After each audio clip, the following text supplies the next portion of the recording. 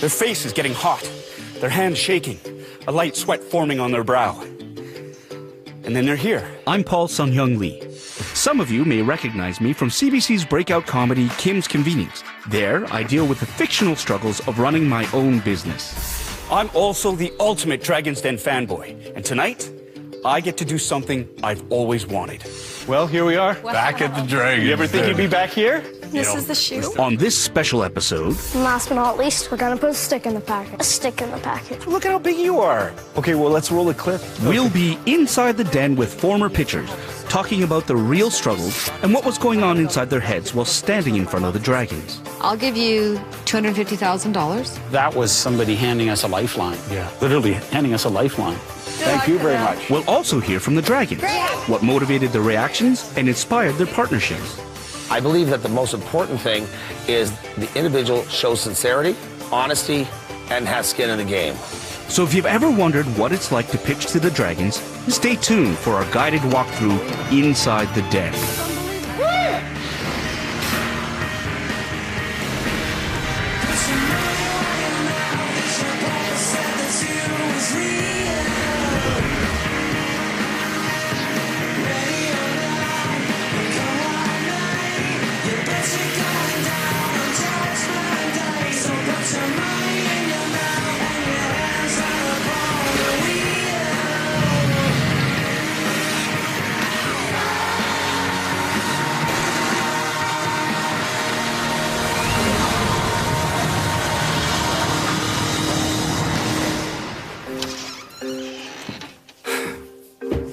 $1,200 times. That's approximately the number of times this door has opened and closed, and a person has walked through it with the hopes of improving their life. Their endorphins are racing as they cross this catwalk, heartbeat spiking. And then, they make their way down these steps, about to face those with the power to make or break their spirit. Their face is getting hot, their hands shaking, a light sweat forming on their brow. And then they're here. Hello, Dragons. My name is Paul Sun-Hyung Lee, and I'm here because, well, I have a show on CBC. It's a comedy, but there's a store in it, and maybe we could work out a deal. One hand washes the... No? Okay.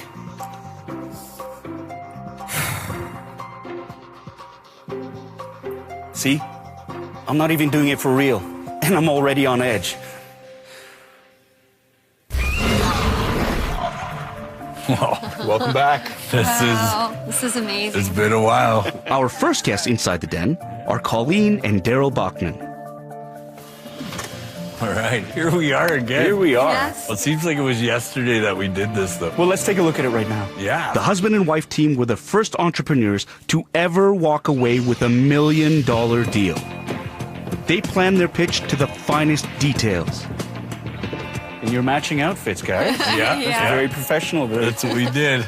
We're from Penticton, BC, and our product is the Kick Spike. I've been a Class A golf course superintendent for 14 years. To avoid damage on golf course greens, Daryl invented a retractable spike golf shoe. This is the shoe, and it's that easy. World's first retractable metal spike golf shoe. And they hoped the Dragons would see $1 million worth of potential. Today, we're asking for $1 million for 10% of our business. Wow. That'd be one heck of a business. One heck of an idea. Now, had you always planned on asking for $1 million for 10%? Even when we came for the audition in Kelowna, we asked for $25 million for 10%. Yeah. Wow. Yeah, we didn't know Because what we had were no doing. idea, right? So just go high. Zero, right? No. We've had a preliminary meeting with one of the major shoe manufacturers. They've told me a number that the licensing agreement is a $4 to $7 million for a 3-year licensing agreement. If I have you guys on our team, that's where I want to be. I don't want to manufacture this. Yeah, we thought I don't want to licensing- manufacture it. Now I manufacture everything. We thought it was going to be easy. That's one thing we were so naive and just thinking, we're just going to license it and be off to the races. So here's what I'll do. I'll give you the $1 million for 30% of the company, contingent on getting a licensing deal. He basically gave you nothing. He said he wouldn't pay you unless a deal was struck. I can do that too. Daryl, Kevin is a greedy, greedy man. Because you pissed me off, Robert, I'm back in. Just to make you pay more. How does that make you feel? Because they're fighting over your idea. I know. Just made us feel like validated. Yeah. You've accomplished something that's always very good on the show. They're fighting over the deal now, so that's a good thing. Jim? I'll go along with Robert. Brett, the floor is all yours. Kevin's not out. I'm just thinking. I'm waiting. Brett, the floor is all yours. And this But, is you know, hilarious, that move. The spikes Right there. in the ear. That's great. And the whole time I'm thinking, that's my only prototype. If that thing stops right now, I'm dead in the water. Snap, right. Still works. To this day, it still works. That's a good design. Right? All right, I'll go with Jim and Robert, and we'll not bid them up. I play in that as well. But this right here was where I felt great. As soon as I had Kevin back. He came back. He came back, That was great. Just out of spite. Right? Yeah. He did. He comes back. It's hard to get 5 dragons to agree and then do the things they say they're going to do because we're all type A personalities running businesses, doing our own thing. And so that can be more difficult than not. I've told you 7 times now, Brett. The floor is all yours. My God, let's go. Robert, you say one more word and I'm going to top your bid. Brett. There you go. And then? $1 million. Boom. Boom. Oh, yeah. For a quarter, and I'll let any of these 3 in that want to play. So he undercuts everybody else. He Yeah, undercuts undercut everybody, it. right? Yeah. Can you give us a chance to talk about it? Yeah. This is where they send us away. Yeah. What the Bachmans didn't know at the time was that the other dragons were asking Brett to retract his offer and go in with them. We all sort of went, wait a minute, are we stronger as a group? Are we stronger together for this deal? And are we going to win here if we continue to push each other out of the way? Why are you taking us down from 30% to 25%? I put out an offer at a quarter, and my words means a lot to me. I wouldn't back out of an offer.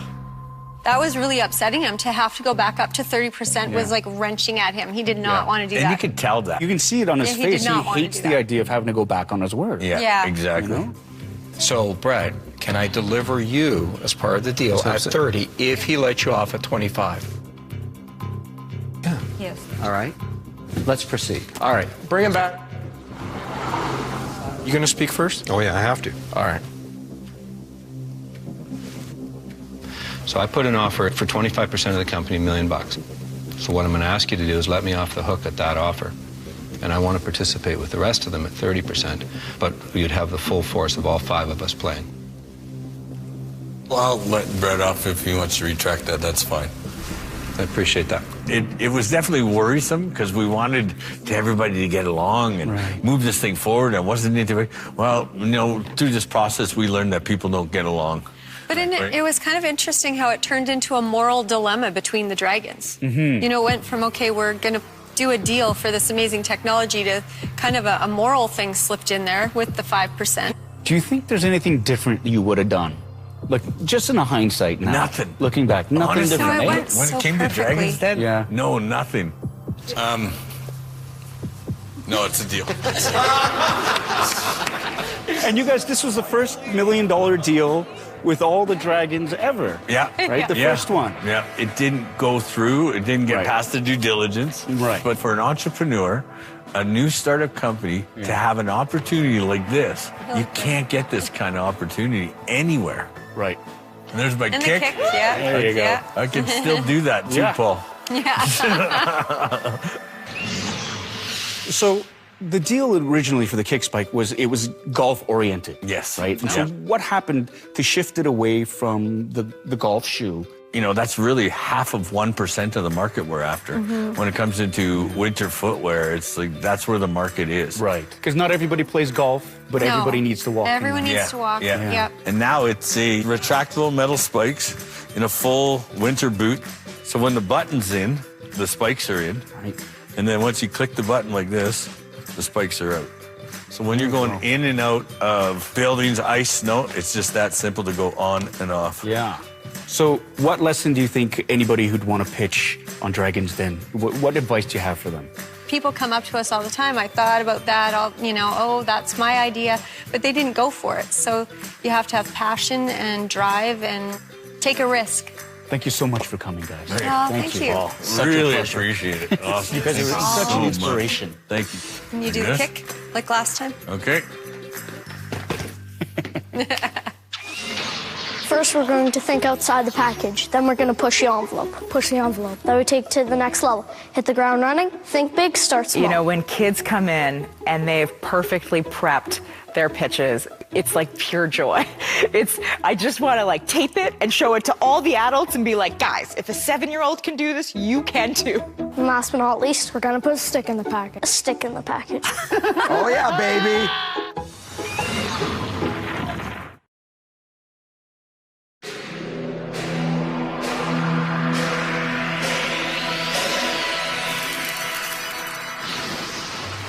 Pitching to the dragons is a teachable moment. But there's one group of pitchers for whom this is especially true. A group who learn to pitch before they learn to drive. Wow, look at you two guys. How long has it been since you've been here again? 6 years. The liquid hot chocolate pitch was amazing. You're taller than me now. This is, I mean, not that you weren't before, but I mean, let's go grab a seat, guys. All right. When kids come in and they've perfectly prepped their pitches, it's like pure joy. I just want to like tape it and show it to all the adults and be like, guys, if a 7-year-old can do this, you can too. So this is exciting. You've both become young men. Yeah. Right? Both grown up. Yeah, and Caleb, you don't have your violin with you. No, I stopped that a little while ago. I kind of got bored moving on to more business. It added such flair to the presentation, and you were really good at it too. Thank you. Okay, so let's take a look at your presentation from 6 years ago. Aww.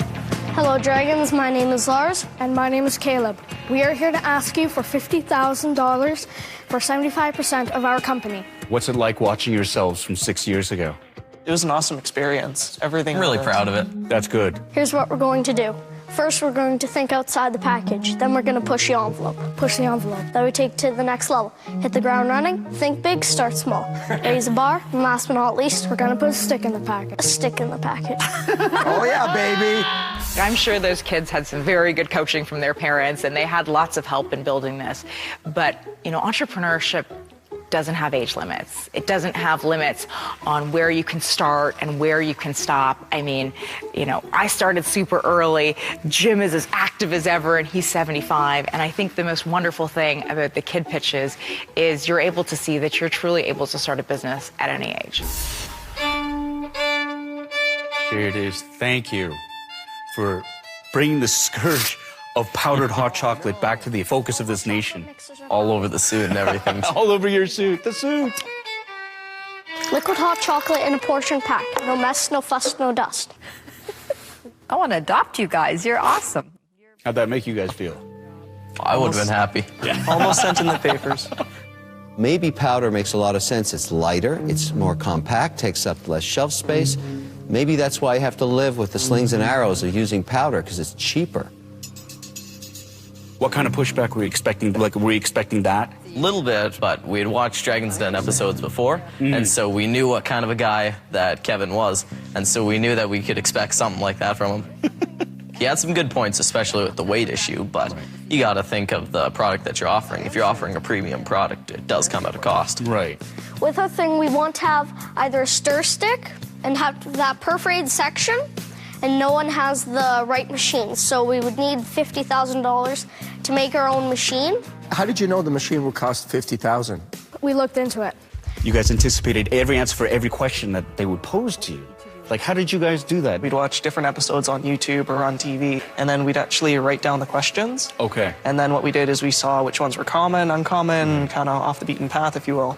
And then we made our own responses to them, and we memorized them all. That's fantastic. Preparation is key. It definitely helped, especially with the confidence in it. If you're confident in your pitch and in your product, it's going to go over a lot better, I think. It just came naturally to us. That's amazing. For every shot that was thrown at them, they threw back. And to me, that's what it was all about. I love doing business with that. Give me more of those. I'm going to make you an offer of $50,000. Sounds good. We got a deal? We got a deal. Do you have to talk to your mom and dad? Look at that. You're so excited. You're just popping off the screen. Nope.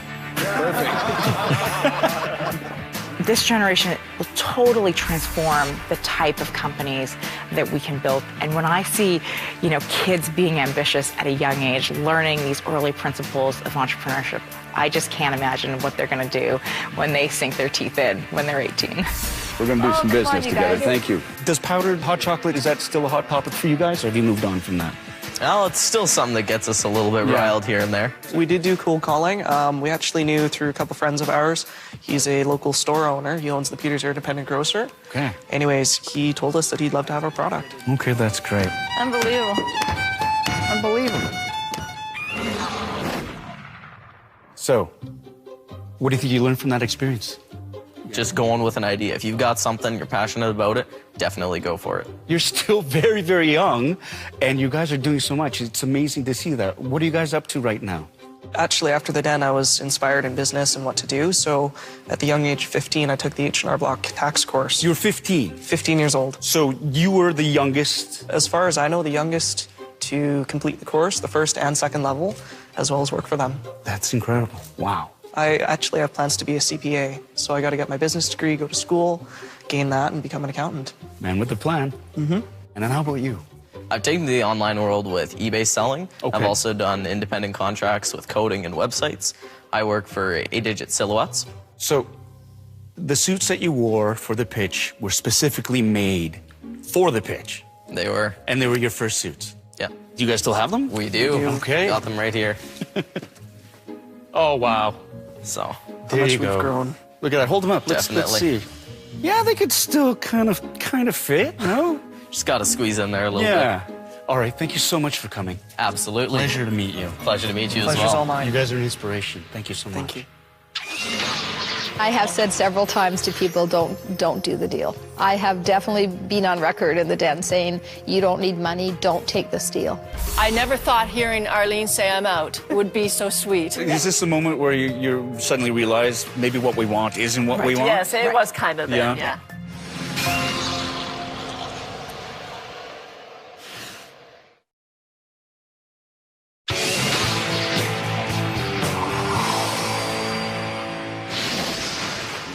It takes a special kind of nerve to be offered even more than what you wanted, only to turn it down.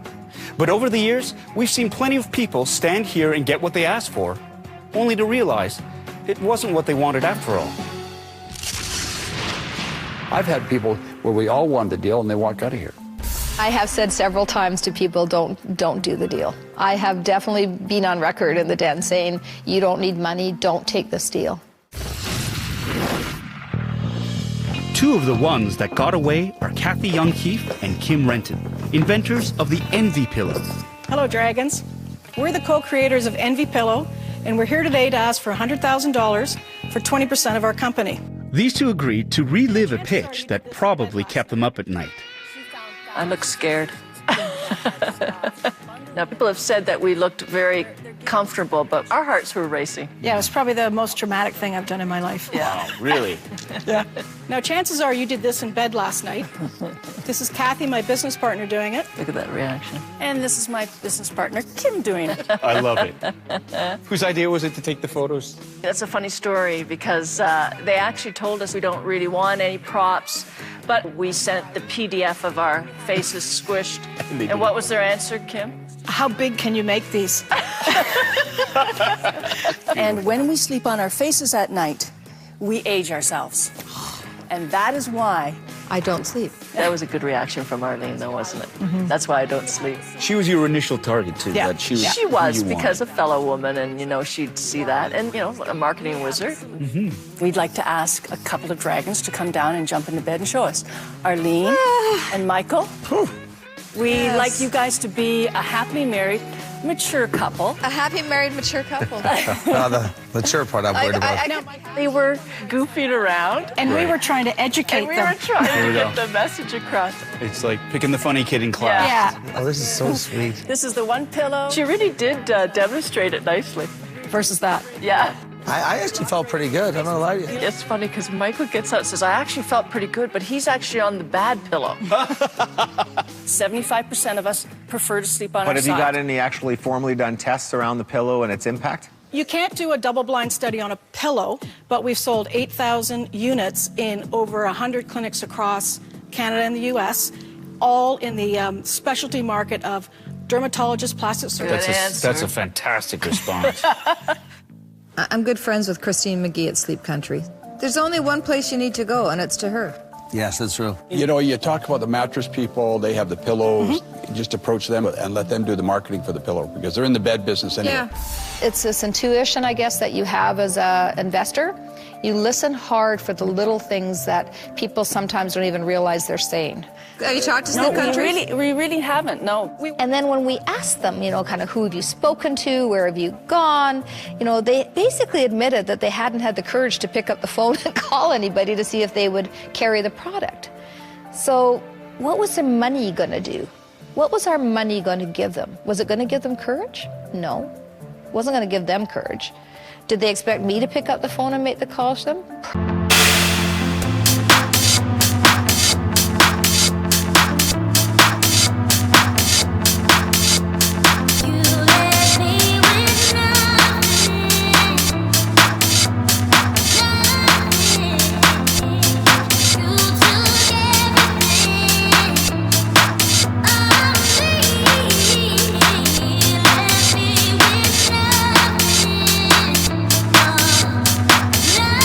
Probably, but I get back to, wait a minute, it's not my job to build your business, it's my job to support your efforts. You have got to get past that because that call. This was a turning point. Yeah. I'm happy to take, you know, give you $100,000 to make one phone call to get 20% of your company, but that would just be wrong. As an investor, I couldn't do that. I can. I can do that. And then Kim did the look. Now, were you tempted by this? Like when he said we that? wanted to see what he had to say. Yeah, to me, that was at least, okay. Oh, good, we have an offer. We have an offer. We don't look like complete fools. Right. You know. I could help you a lot, and I'm going to ask for $100,000, a third of the business, and 2% royalty, just a milkman royalty, 2%. Now, I know it's aggressive. Mm-hmm. Yeah, it's aggressive. So what's it like then? You have an offer. Yep. And then the other dragons tell you, don't take it. Yeah, like this was so cute. When Jim came up, he was so sweet, eh? Yeah, he was very sweet. Don't do anything else but go and make some calls. Okay, but we wondered, do we need to modify this product for mainstream? They will tell you. When you go to the us. retailer, they're going to tell you, I am out. I will not do this to you. You know what?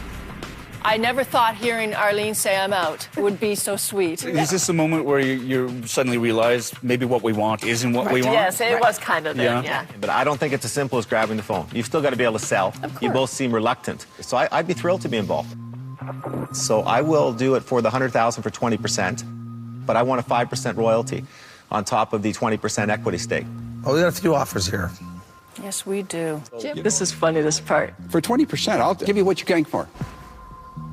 No royalties, no nothing. But you just said that you didn't think it was a good idea for you to go in. I never said I didn't go in. I said, why wouldn't you make the calls? Want to talk? You got good offers. Did you take any moment, like, do you guys read each other's mind at that point? No, actually, we just kind of went, you know, Arlene says we can't take it, so we can't take it. Yeah, we thought we can't offend the one that we actually wanted to partner with. So do you want to make a decision? Well, I think we're going to take the next step and be brave, man up, and make the calls ourselves, thanks to Arlene's... You woman up. And do Don't that. even ask me where that came from. I never used that expression. We've all been on the spot. It's like, where did that come from? They didn't need an ounce of gold. They needed an ounce of courage. And so, you know, forget the money. Go and try differently. Try harder. Do it on your own as much as you can before you bring a partner in. That actually shows a lot of courage. Thank you very much. Thank you. Sleep well. Buonanotte. We gave them courage to go and do Yeah, that. That's yeah. all they needed was They just somebody to needed give them a somebody boot so and a you butt. Yeah, that's what we needed, Jim. Is it true? Yeah. And so what happened then after the den? Right immediately after, we went out for a glass of wine. Right.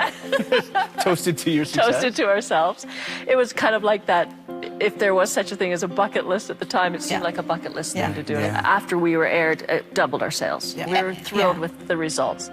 Now, if there's one thing that changed because of this process, what do you think it would have been, like, within you? Now, I'm not as afraid of public speaking. In fact, I remember walking off the den and saying, if I can do that, I can talk in front of anybody. Fantastic. And you, I know you feel the same way. I was the kid in high school that looked like they were going to pass out when I was giving one of those 3-minute speeches we had to do. So it really, it's a nice growing experience. Yeah. It's really, really interesting seeing people come in, they're sort of going in one direction, and suddenly they just sort of, there's an epiphany. And for you guys, it's the epiphany of, wow, we asked for something and we really don't need it, you know? And it's lovely to see your company flourish and grow, and the confidence that's been instilled upon you after this experience here.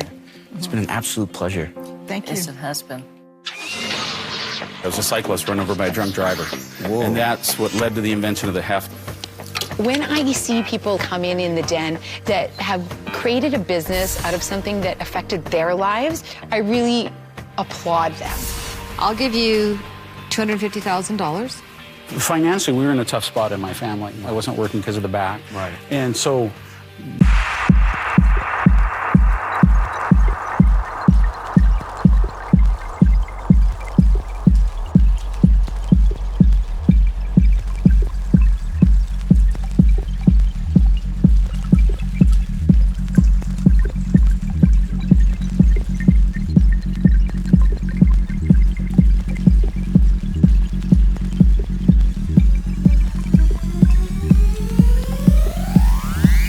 that was somebody handing us a lifeline.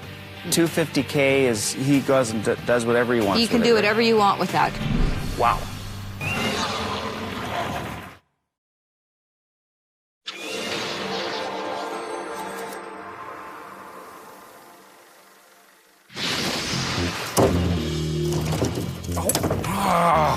Push, don't pull. So dumb. Hi, and welcome back to Inside the Den. I'm Paul Sun-Hyung Lee, and tonight I've got one of the coolest jobs ever. I get to lift the hood off of one of Canada's best shows and show you the mechanics behind the deals.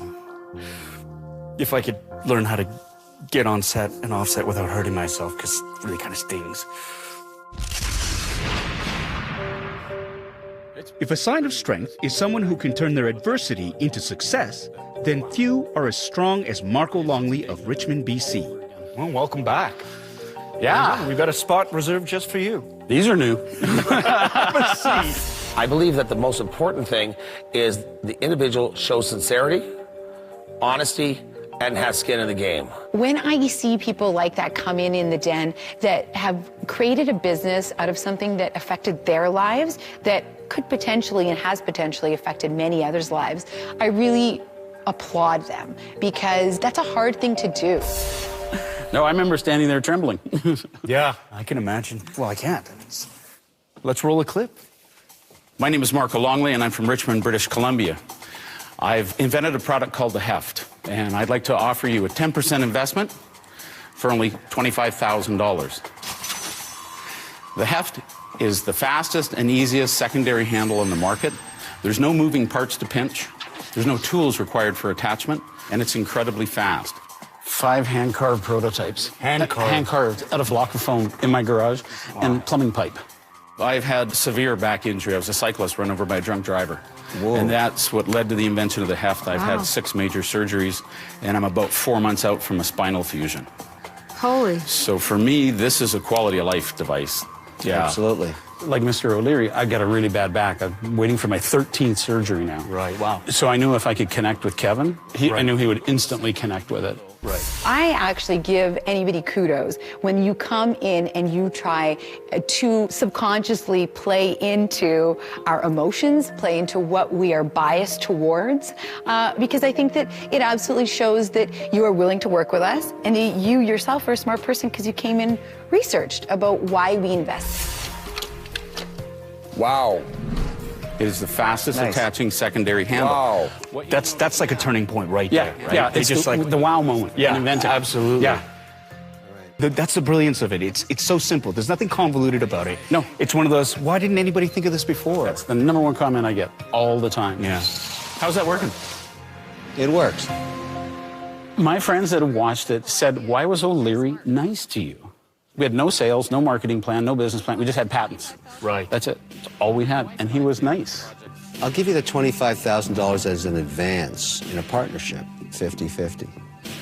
because you need a partner to help you negotiate. You need some capital. Like, this stuff costs money, but this is a good idea. Like, it's just a good idea. What's your reaction to that when he's making that offer? Oh, I bet if I had a heart monitor, it went through the roof. And then when Arlene jumped in, I'll give you $250,000. financially, we were in a tough spot in my family. I wasn't working because of the back. Right. And so that was somebody handing us a lifeline, literally. Yeah. Literally handing us a lifeline. And, yeah, amazing. Amazing. So the 250K is he goes and does whatever he wants. You can with do it, whatever you want with that. Wow. And then this is what I love too. You go to call your boss. Oh, God, yeah. Yeah. Hello? Hello there, Mrs. Longley. Hello? My wife has supported me 100%. Yeah. You can't get someone that believes in you more than you even believe in yourself. Yeah. So I had to call Ann and say, honey, we're close. Our lives are going to do that turn, and we're going to embrace the detour. Yeah. Okay. Let me go see some dragons. I'm excited. I love it. Okay. That was such a great call. I could hear her crying. Not that I like to make my wife cry. No, well, in a good way. In a good way. It's a good way. It's a good cry. What have you decided? You better give me a hug. Okay. I'd love to partner with I don't you. wanna- You make the deal with Arlene instead of Kevin. I liked Arlene. I liked her personality. Yeah. I like people that are emotional and show it and wear it. Yeah. I love that in people. I have learned very quickly over the years now to not be so fat. Empty room, filled it up. Talk is cheap, listen up. I don't know where we went wrong, but I feel I'm shaking these walls, yeah. Nothing safe, gotta take cover. Instead of love, we just make glitter. Running and running, yeah, we got off track. Now we under attack.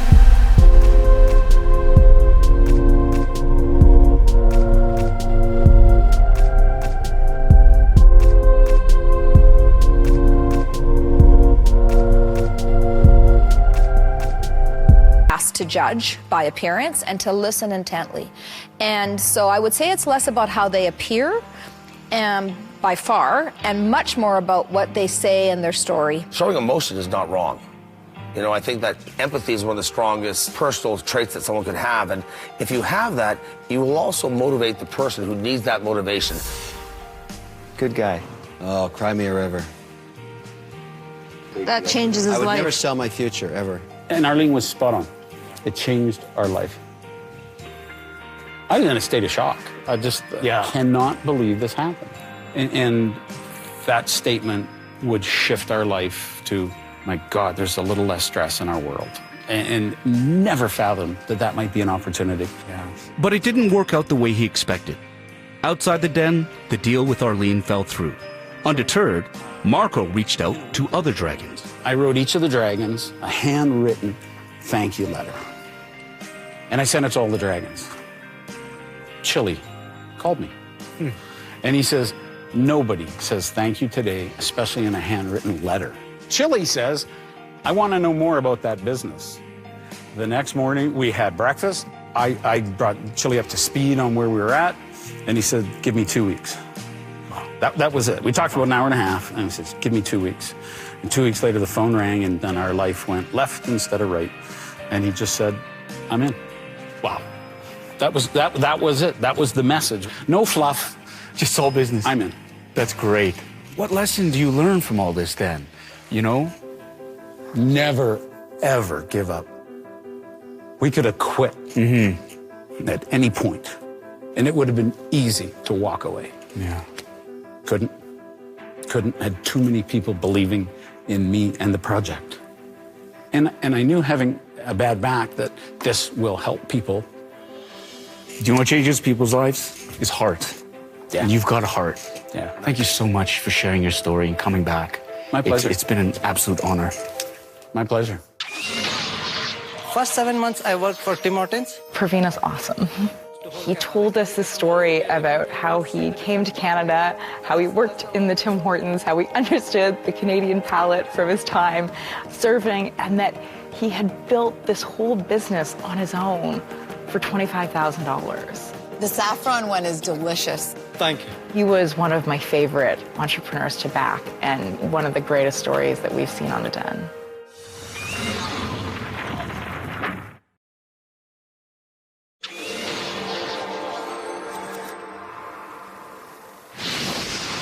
This is Jim's chair? No, I'm taking it. Well, I don't care. I'm going to take it. This one is the best. You may be surprised to know that in the 12 years of the show, never once has a dragon been told who's coming down those stairs into this den or what they're wanting. For the people who sit in these chairs, everyone who comes down those stairs is a surprise. Well, like all pitches, when you come in, you know, you are skeptical. You are always expecting not to get surprised. And we were surprised. Does this bring back a lot of good memories? Yeah, definitely. Parven Udgani, the inventor of flaxseed, a healthy and flavorful flaxseed powder, ended up not only surprising, but inspiring the dragons. It's much more comfortable now, right? Yeah, I got a seat. You get to sit, that's right. Okay, well, let's roll a clip. Okay.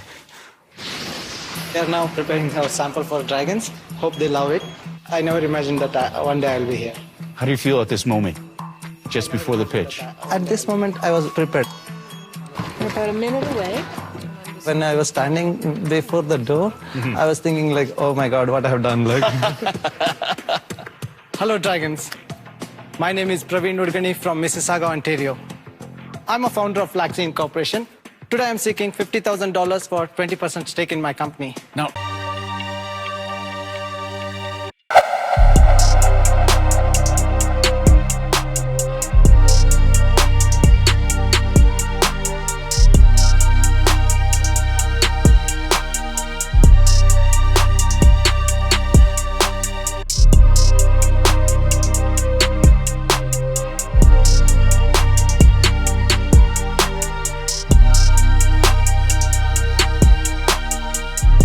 You spent a lot of time getting this ready. Yeah, and my kids and my wife, they used to sit on the chair. And you do it in front of them? I stuck the faces of all the dragon. I practiced my pitch there. What I thought, it's a once-a-lifetime opportunity. Yeah. Do you like watching yourself? After it aired, like I watched so many times. Oh, yeah? Dragons. I'm originally from India, moved to Canada in 2004. Back in India, my mom used to make various delicious cuisines using ground flaxseed. But most people here use only flaxseed and flaxseed meal in the regular diet, which is hard to digest. To overcome this limitation, I have developed flaxseed product based on my mom's recipe. Dragons, you'll be amazed when you taste my product. Please try. Here are some samples for you. They're trying your product for the first time. First time. And this is kind of a make or break for you, do you think? Especially presenting the product as it is, it's very challenging. I wanted to show them that they can be edible as it is. Just as it is. That's why I took a risk. The saffron one is delicious. The pepper and the chili. If this was your mom's recipe, I would have never left. Thank you. So your risk paid off. How are you feeling now? Once they tasted, I said, okay. I was thinking like how to protect my valuation and how to prevent them ripping my company apart. Wow. Okay. What did you do when you came to Canada? First 7 months, I worked for Tim Hortons. They used to sell flaxseed bagel. I learned about the whole Canada. Like every customer will be a different customer from society. Yeah, that's true. He told us the story about how he came to Canada, how he worked in the Tim Hortons, how he understood the Canadian palate from his time serving, and that he had built this whole business on his own for $25,000. And we look at people that have spent 10 times that amount of money and got a fraction of the traction that he had. And you are the master chef? Yeah, I'm everything from procurement, manufacturing, packaging, delivery, in-store demo. You're the real deal. That's how they all start. Thank you. What's your career background? I'm a master in pharmacy, studied in India. Why'd you come to Canada? Frankly speaking, I wanted to challenge and see the different world. That's the only reason I came. It's a story that's so universal for so many immigrants that come to this country, and it's an important story, and it's inspiring as well. Thank you. So what are you going to use the $50,000 for? So half of the money is going to spend on branding and marketing and social media. $25,000 won't get you very far in marketing. I love that. She said you can't do much with $50,000. What I wanted to say, like when I can start the business with $28,000, $50,000 is a big amount for me. Like I can start 2 companies. Like. Yes, absolutely. I love the story. You're a humble man. I'll give you what you want. $50,000, I'll take 20%. So I'll give you your deal you came in for. Thank you. That made me so comfortable. I thought offers will come, but they will be so sweet. I never expected. Like this getting sweeter and sweeter and sweeter. Right. I never prepared for this. Like. Okay. I'll make you an offer of $50,000 for 10%. 3 aggressive offers. 10, 15, and 20%. Here's a moment here, because Jim's got the best offer for you. Yeah. I want to go with Michelle and Manjit. And Jim was about to stand up. He thought he had gotten it.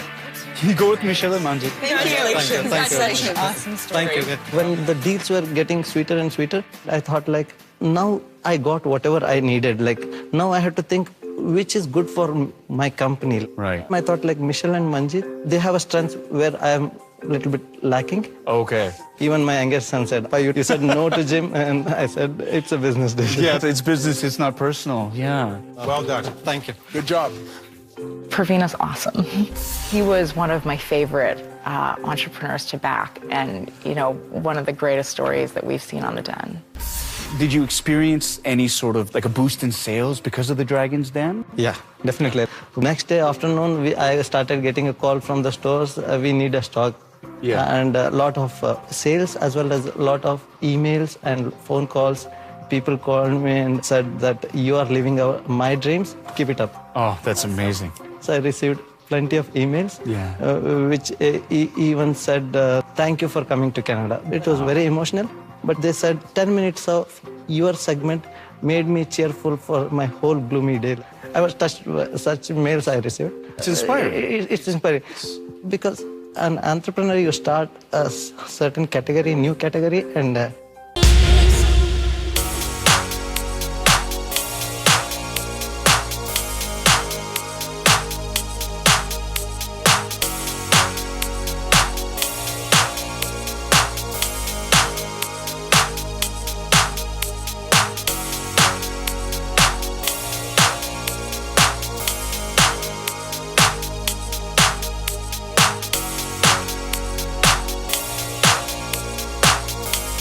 start working towards that. So many times what happens, like, it is tough to make a space for yourself. So many times you will be in tears, like, you start doubting yourself. When things like this happens in Dragonland, happens in your life, like it says you are in the right path, go ahead, and you feel that you belong here. Like, wow, that's amazing. He's worked too much for this. I hope it works for him. I'm glad. Whenever she sees this scene, she said, I should not have cried there. No, it's beautiful. Now, I understand that your wife is here. Okay. Would you like to call her up? Smita? Thank you for joining us. Have a seat. So, how did this change your life, this experience? Initially, I was very reluctant to allow him to do the business. But after seeing what he's been achieved, I feel proud of him now. Now, did you really think you'd be able to do it? No. I told him that it would be a very difficult path to travel, and at the time of the junction of life where we were at that time point, I felt it was a big risk to take. But he convinced me. I thought I have a stable job. I'll support him financially. She have a full-time job, and she said, like, okay, I'll support you for next 3 years. Go ahead and do it. Yeah. Like, so how important is your wife to your success then? Lord, she's the biggest supporter, and she comes with a lot of advice, with some criticism also. Keeps us honest. It's fantastic. Yeah. And I'm like little bit outgoing and optimistic. She's very practical and realistic. This is how our blend works. Yeah. It sounds like you are in a very unique position to offer advice to people who maybe want to go on this show or have their own, ideas. What advice do you have for me? I tell the people, when I can do, anybody can do. Like, so many good things happened after this. So many companies connected us, showed their interest in our business. And like, for example, recently I have been nominated for Entrepreneur of the Year by Ernest Ang. That's amazing. Thank you. One final question. Now, the recipe is based on your mom's recipe. How does she feel about that? Unfortunately, I lost her at the age of 16. Oh my God. I grew up with my grandparents. My grandfather, he's a big entrepreneur in himself. He's 95 now. His desire, he says, start the factory fast, because I want to say I have a factory in North America. to all people. Well, I'm proud of you. Thank you. Your story is so inspiring, and it's really moved me. Thank you so much for coming. Thanks for calling us here. Thank you very much. It's so nice to meet you. Thank you so much. Speaking to these pictures and seeing how extraordinary they are and how much their lives have changed in that one moment they spent in the den, well, it doesn't just restore your faith in the character and ingenuity of Canadians, but it's also a pointed reminder of how influential this show has been, not only for the people who are in this room, but for the millions of viewers who watch this show year after year. For entrepreneurs who are watching this and thinking about taking a tour in the den, well, hope this has been a helpful primer for you. And for those of you at home who prefer your dragons on this side of the screen, well, I really hope you've enjoyed this special sneak peek behind one of Canada's greatest television shows.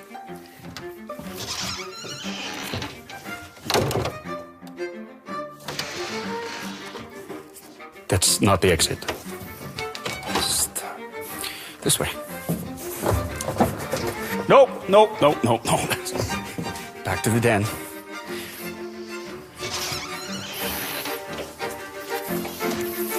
Goodbye.